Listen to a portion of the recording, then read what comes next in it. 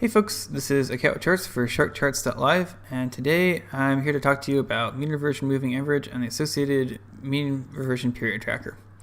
So this is one of our complex indicators. It's one of our most powerful, and it's one that I'm particularly proud of. And today I've got a lot of tabs open to explain how you use this, what caveats to look out for, because it's powerful, but if you're not paying attention, you can get hung up in several ways because there are a fair number of limitations in PineScript that allow me to make this automated mean reversion tracker, but not easily account for some of the other things that would be nice to look at.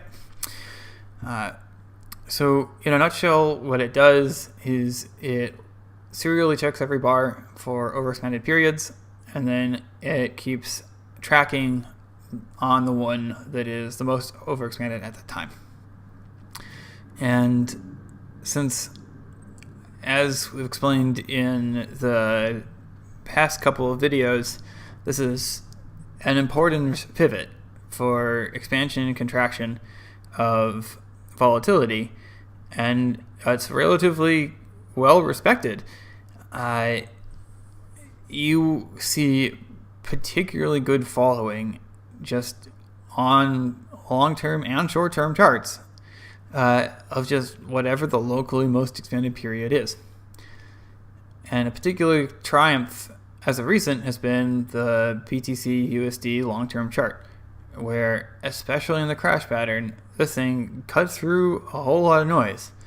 It correctly identified where the weekly chart pivot was going to be on the first crash in February. It then adjusted over the year, eventually concluded that the long-term pivot for mean reversion was going to be somewhere in this area that we kept going to as we kept putting in bottoms and threatening it. And then as we eventually narrowed, compressed quite a bit, and broke down through that pivot, we got a violent reaction, implying a long-term mean reversion. Currently on the BLX chart, it thinks we're going somewhere to around 340 or 345 weekly moving average. Currently we're at support on an institutional benchmark, the 200 weekly, which has been DadShark's long-term prediction for most of 2018. It's where the crash pattern ended in 2014 and 2015. And yeah, we may or may not actually go the rest of the way. I've got another tab to talk about that issue. But the important thing is that this was a pivot that was very well respected, and it wasn't necessarily obvious that a 300 weekly period was going to be a relevant pivot to anything. So let's start talking about using the indicator generally. So you'll notice that there on the template two different indicators, one 600 max and one that's not labeled. So it actually, in the full version, will scan up to 2000 period, but this is a computationally intensive indicator, and that often has difficulty loading. So we have a 600 max version that is generally what you're going to want to use, and if it's not working on a given time frame, that because we're overexpanded past that, that's a good indicator that you should be looking at a higher time frame. So I've got loaded up the 600 max and full 2000 period on a chart that I cherry picked because I knew the 600 max would get maxed out and the full one would find something really close to 2000. In this case, the 6-hour ETH USD chart. If you use the 4-hour, both are past their limits. So the way this tells you that it's past its limit is that the line turns to orange, and that's your signal that it's not necessary. It's warning you that it's no longer actually tracking something useful. It's just tracking what the maximum value would be. So you should probably check higher and lower timeframes.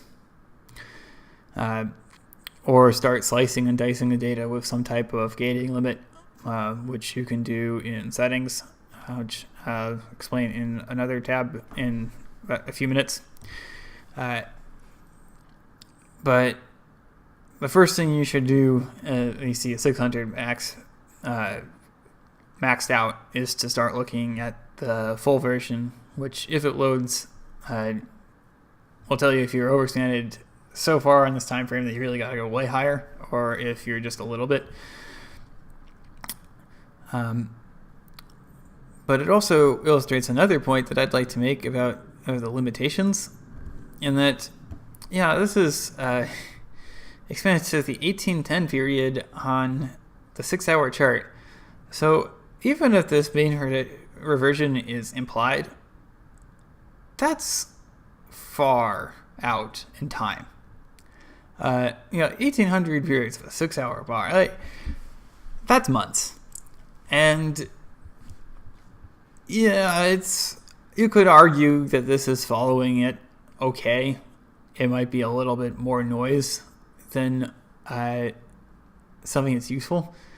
But you certainly wouldn't be able to trade this over a 6-month period very well, just knowing that, someday it's predicted to go and moon up to 467 by this particular indicator.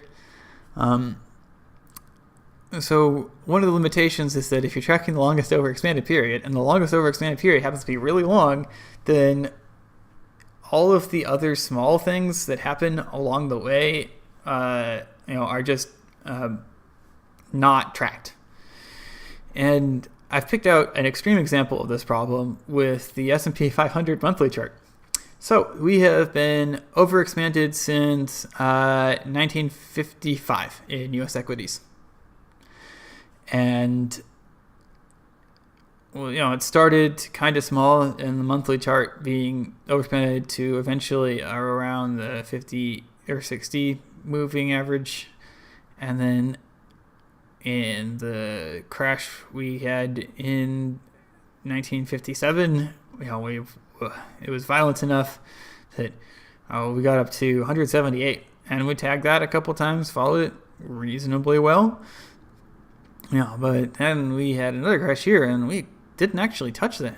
But we went so violently that we expanded it to 790 monthly. We tagged it again here in 1974, and it largely stayed the same, with us never touching it for going on 40 years. The 2002 tech crash was violent enough that it pushed it even further out to 1180, and kind of amazingly, even pushing out just a bit further to 1250, we just about tagged it here. 2009, 50 years later, 50 years, later, after you would have predicted, based on this approach. There was a pivot there. And okay. That's pretty impressive.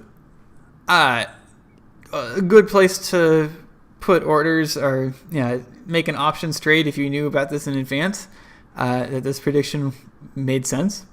But let's be realistic here. Being overexpanded from 1950 to now does not tell you anything useful. You can't trade this. This is a human lifespan. So you've got to be first and foremost careful that you're not looking at it just telling you, we've been on a bull run for the entire life of most humans alive. Yes, that's true. The U.S. economy has grown since World War II reliably, and there aren't that many people left from in the World War II era. So, the first thing to say about this is that if we have a really truly bad financial crisis again, and parts of the world go into full-blown depression, like parts of Southern Europe, then maybe this is a place to put some orders. But you really want to be looking at smaller time frames and more local stuff for general trading use. So how do you do that? Well, a couple ways. One is that just by going to a lower time frame, here I've got the 15-minute ETHUSD chart. We are, however overexpanded it is, it's never going to detect on mean reversion MA because it's way higher than the limit of detection, or the maximum point it could detect. So that's the first thing you can do. You can go to a lower time frame where it just simply can't realize we're that overexpanded. But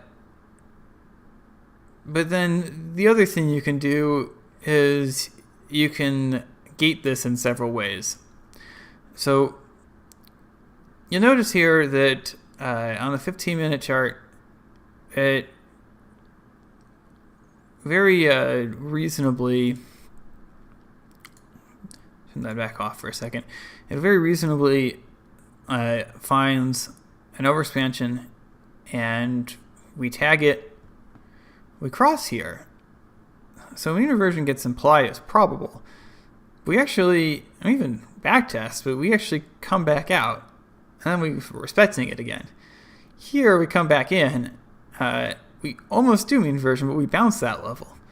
And we come back out, keep respecting this period, which didn't overexpand further in any of this. We eventually reach the end of the movement where it crosses again, retests again, and eventually mean reverts. At which point there's no strong trend on this time frame. But, it's not perfectly respecting it. So there's obviously a little bit more going on. So if you'll recall that all these periods are oscillating, contracting at the same time on different time frames, you'll note that relevant to this period, there were several different overexpansions at different levels. And I've plotted the relevant bands, and they all act like pivots at different points. So you should be aware that when you pick out exactly one period length, and that's all you're plotting, and you're not looking at anything else except what's the most overexpanded given this set of conditions, you can sometimes get tripped up by that. Now, say the most overexpanded in a general region is the most important, and it's where you're going to set up your best risk reward and highest probability trades.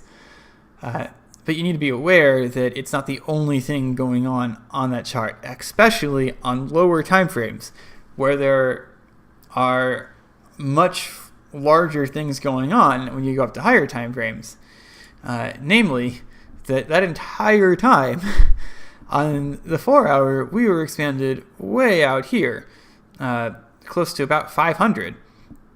And we did complete mean reversion to the 500 moving average on the 4 hour chart over that period, or over that time, over that general bull run. So you've got to keep in the back of the mind that whenever you start slicing and dicing, that you are also excluding information from much higher period lengths, and you can get tripped up by the little intricacies of stuff that's happening a little bit below what you're actually tracking. So going into the features we have so that you're not only looking at just one period and can't slice and dice it at all, there are two main things. One is that you can just track at a lower maximum, which is sometimes useful when you're trying to really just exclude something in particular. But mostly we have this box to check for reset after X bars, where after a certain number of bars, it'll just stop tracking whatever it's tracking, assuming that you want to look at something more local. And when we do that, it'll take about 15 to 20 seconds to load this. But when it does, you'll see that what's actually happening along that whole way that was one movement, are on smaller period lengths, a number of mean reversions. Here's one spot where you hit the 50 bar limit, so it reset, so it tracked this one, and we followed the pivot fairly well. Eventually, we stopped following it, we mean reverted, we weren't trending in that little region, we overexpanded again, we kept going, eventually mean reverted, but you'll notice that it's fairly choppy because now we've actually narrowed ourselves down to a 132 period on 15 minute when we knew we had a larger movement going on. So you can slice and dice really low, but then you have the opposite problem that you can sometimes miss what you're looking at if you're not also looking at what's going on larger overexpansions that are dictating the movement along a much larger period of time. So you have a chance to look at really small or really large, and you have to play around a little bit if you want to slice and dice different sizes in between.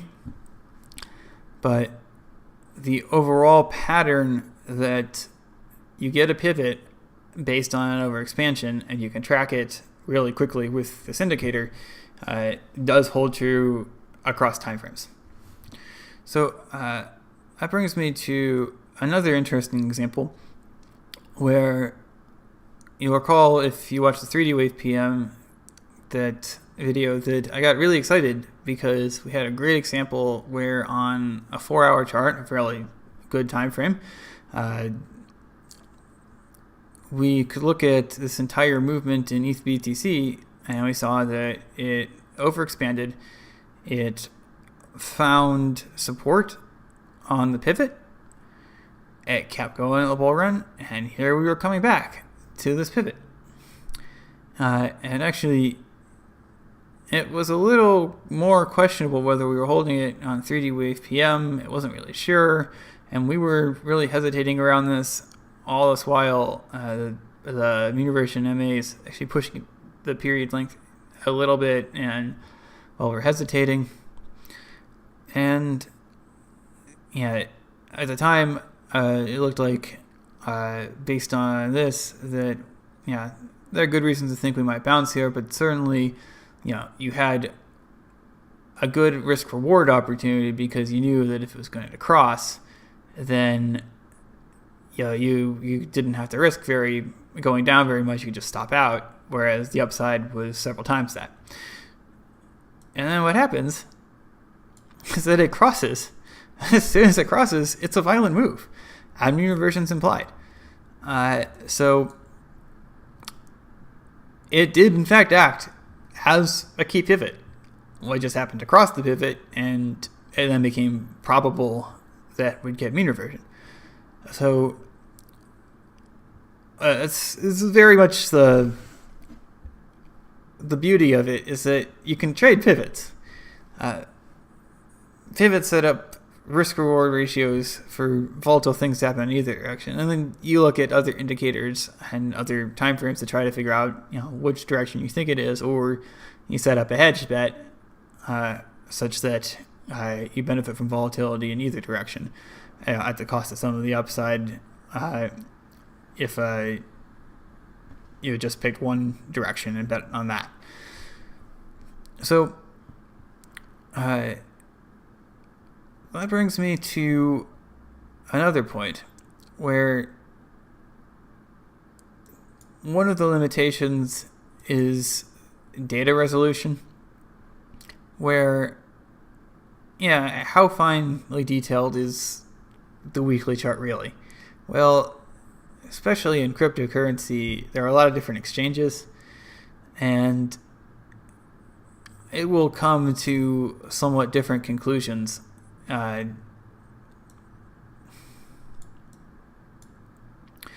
that depending on which chart you're actually using from which exchange.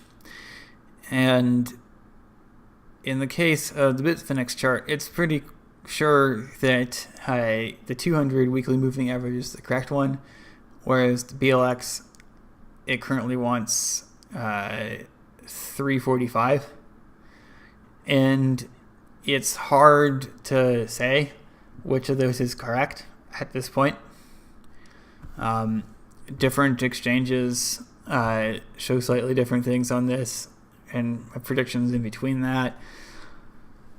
So you should be aware that it's not going to give you the exact right answer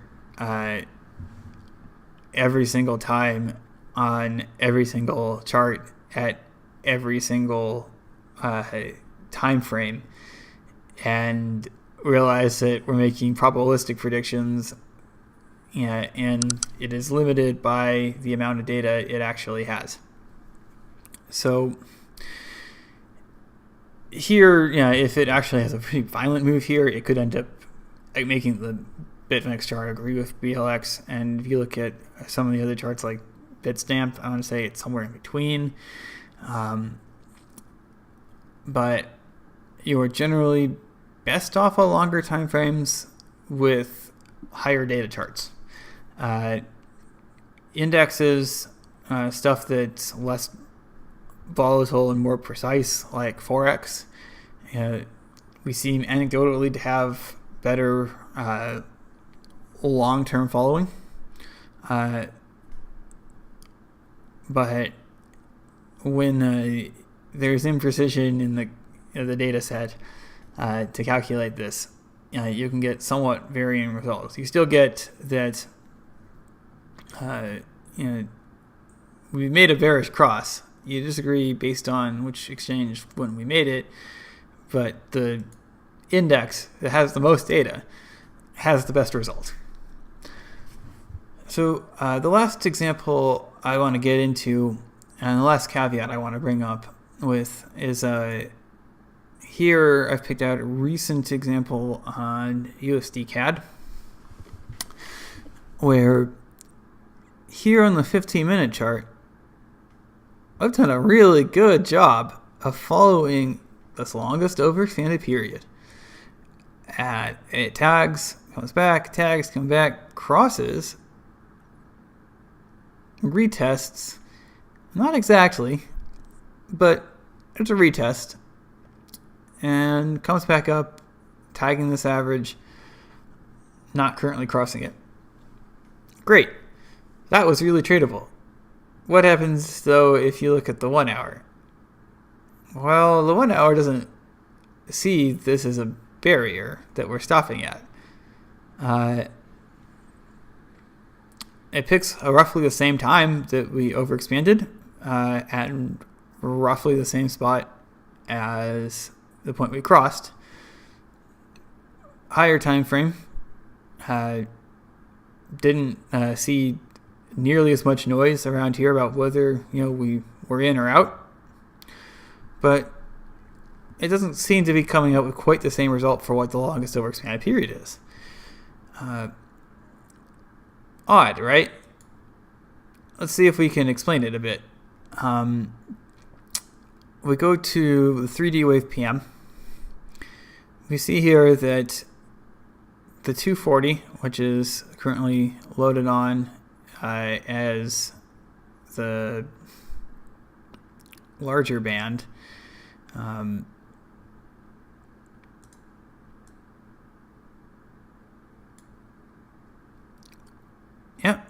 was nicely poked here, crossed here, reversion implied as probable. But we try to figure out what's going on currently, with this brief pause here, and pick out this 96 band here. So in the 1 hour, it does see another pivot. Where we mean reverted and then are still actually contained. Okay, so that makes sense. But if you have a very sharp eye, you have noticed that here News Decad had 530 on the 15 minute, and 1/4 of 530 is not 96. That's close, but it's not exact. And therein lies one last limitation that I want to mention in this video, where I have previously mentioned that the look back period on WavePM is not something we normally mess with, because you can get a more precise historical answer to your question as to how volatility relates, but you lose some of your lead time, so we prefer to leave it as a 100 period look back. Well, the problem here is that they're coming to two different results about what the most overextended period is on the 60 minute versus the 15 minute, because that's actually a factor that's changed. In effect, because this is looking at 100 period look back on 60 minute and this is looking at 100 period look back on 15 minute, there's actually a 4x difference in the look back. So I have gone into the settings here, changed this to 1/4 of the look back, and here, when it does load up, there's something very pretty. I'll wait for it.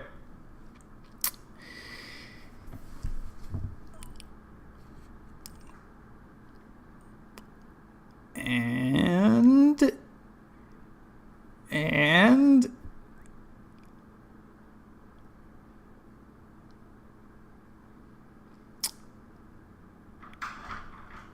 there it is. It reached out to exactly the same place, because when we actually adjusted it for the difference in the two time frames, it calculates to roughly the same spot. So that is one last limitation you should be aware of, that technically when you switch between different time frames, you're still looking at only one period length in calculation. Whereas with the 3D WavePM heat map, that factor gets adjusted for by the fact that you're looking at multiple different lengths, so you can get a result that shows you roughly the same thing in the end. But since you're only loading up ultimately one period length to check in this scenario, it is something to be aware of, that technically your look back period is scaled by the time frame.